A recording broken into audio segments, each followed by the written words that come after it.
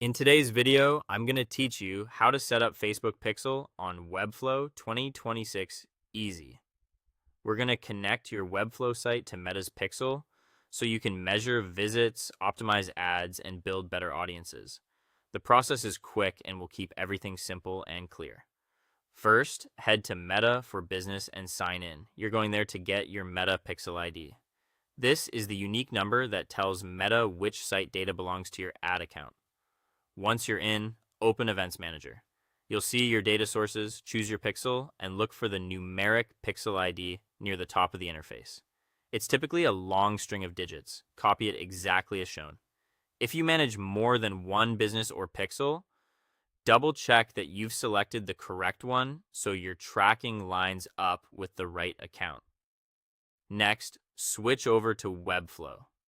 From your Webflow dashboard, select the project you want to track and open its site settings.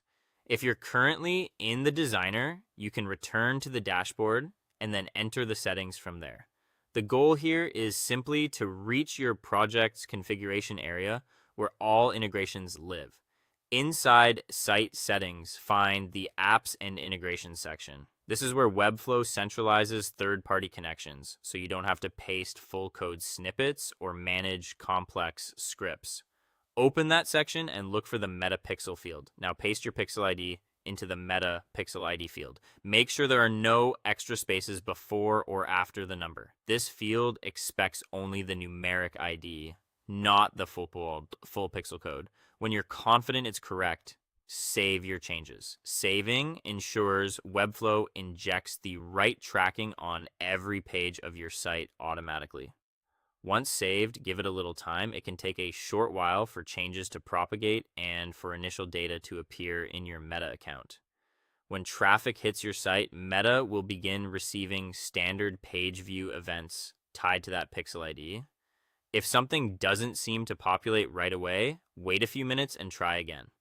Also, keep in mind that ad blockers or strict browser settings can limit what you see in real time, even though the setup is correct. That's it. You've connected your Webflow project to Meta's Pixel using the built-in integration without touching custom code. This simple connection lays the foundation for better measurement and smarter ad optimization going forward. Thanks for watching and happy building.